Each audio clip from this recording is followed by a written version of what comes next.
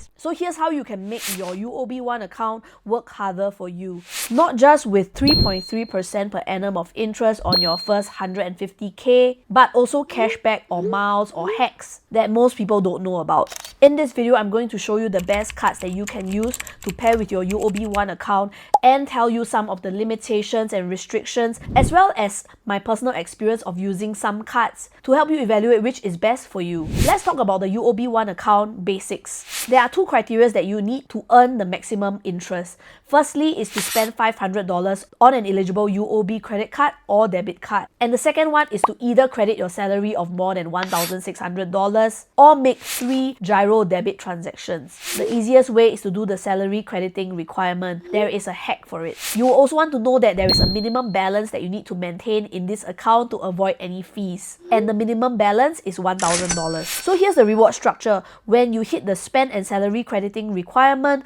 you will be able to earn 2.3% per annum on your first 75k. Then subsequently for your next 50k, you can earn 3.8% per annum. And subsequently for that next 25k, you can earn 5.3% per annum. Above 150k, you will only earn 0.05% per annum. I know some people might just shrug off this account because they are not able to hit the salary requirement. However, this salary requirement is actually really easy, and this salary crediting hack actually works for anyone who has a bank account like DBS or POSB, because you can just easily transfer $1,600 from another bank account like DBS or POSB using Fast or PayNow and set the transfer purpose as salary. This will ideally cause your UOB bank account to show these 4 letters, S-A-L-A, Sala. Not Salah, not wrong, It will trigger the salary credit within 2 to 3 days, which you can actually see on your UOB Tomorrow app under the interest tracker. And this works every month, so you can just rinse, repeat, or arrange gyro to do a transfer and then transfer back lah. But even if you get this part right, if you do not use the right cards or if you do not hit the $500, you will still lose out. So here's how to avoid that. If you were able to apply for a credit card, then I would choose the UOB One credit card, which is really one of the best for cashback. That's why the UOB One credit card is named after the UOB One account lah. And you can actually earn up to 10% of total cashback if you were to plan your spending right. The UOB One credit card gives you 3.33% of base cashback if you were to hit tier 1, tier 2 or tier 3 of spending. Tier 1 is $500, tier 2 is $1,000 and tier 3 is $2,000. But if you were to spend on their partner merchants like Grab and even Simply Go, McDonald's, Cold Storage, you will be able to earn 5% on tier 1 and tier 2 and 6.67% of cashback on tier 3. But here's how most people trip up. To earn the cashback, your spending needs to be consistent, which means that you either need to spend $500 consecutive for those 3 months or $2,000 consecutively for 3 months. The other thing is that you want to avoid spending on your last few days of your statement period, because if the transaction is not posted in time, it is not counted. But here's one thing that most people don't know, is that some transactions do count towards the $500 minimum spend for the bonus interest, but they don't earn cashback. The pro tip is that you can actually make your insurance payments with your UOB One credit card, because they do count towards the $500 of minimum spend only if you pay via the insurance website directly or via contactless payment, not via AXS, because AXS payments are excluded. Of course, this does not earn you any credit card rewards because it is always in the exclusion list. But if it allows you to hit the minimum spend to earn more interest, why not? If you found this useful so far, feel free to leave a like or comment. However, do note that banks do nerf their cards many times and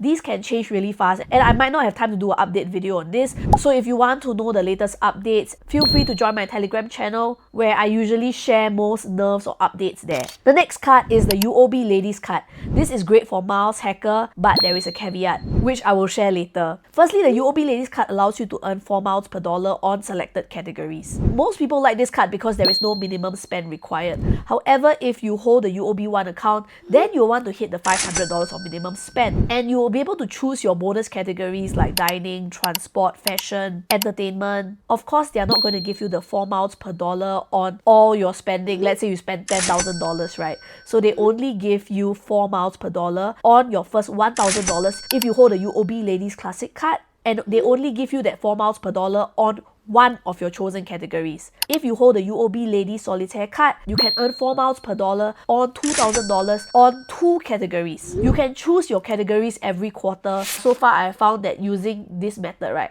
When I choose travel, I don't even spend on travel. Then I will spend on entertainment. And then when I choose entertainment, I don't spend on entertainment, I spend on travel. So it's a bit difficult to predict what I'm going to spend. Personally, I found that it's a bit restrictive. So for example, you need to think about how you spend and what you spend. If you pick the transport category and you only use Simply Go, you won't struggle to hit the $500 unless you're able to spend on like Grab or Gojek. The issue is that the amount that we spend on bus and MRT rides is really low, less than $5. And the way that UOB calculates the bonus miles, you might earn maybe instead of 4 miles per dollar, you might earn about 2.4 miles per dollar for bus and MRT rides. I did a calculation recently, but that's not part of this video. So if you want to know the best cards for Simply Go, subscribe and comment Simply Go, and if many people want it, I will do a video on it. Ultimately, I found that choosing fashion and dining has been the most successful for me to hit the $500 barely, because when I couldn't hit the minimum spend of $500, I just bought stuff on Taobao to hit the quota. However, I don't recommend this strategy if you are a fresh graduate and if you're trying to save. I really don't recommend trying to force yourself to spend just to hit the $500. There is one compelling reason why I think this card is great if you have another savings account from UOB. Did you know that you can actually use one spending on the UOB Ladies card to earn higher interest on your UOB One account, as well as earn bonus miles on the UOB Lady Savings account? If you want a deep dive on that, comment UOB Lady Savings and I'll make a video on that. Initially, I thought the Lazada UOB card looked compelling. However, I realized that they credit the rebate in Lazada gift card, which means that to unlock the value, you need to spend your credits on Lazada. Plus, from September 2025 onwards, the minimum qualifying spend increased from $500 to $700 to earn those cashback. So as a general use, this is not really a best card. The next one is the UOB Evo card, which used to be one of the best to pair with the UOB One account. However, the minimum spend increased to $800. Plus, they reduced the cashback cap for online and mobile contactless spending, which makes it really inefficient to use this card unless we make overseas spend or other types of spend that only earns us 0.3% cashback. So I hope this was helpful. I think that the UOB One credit card is probably one of the easiest. I think as a general thing, if you were to just spend on this card $500 without thinking and then after that just move on to other cards,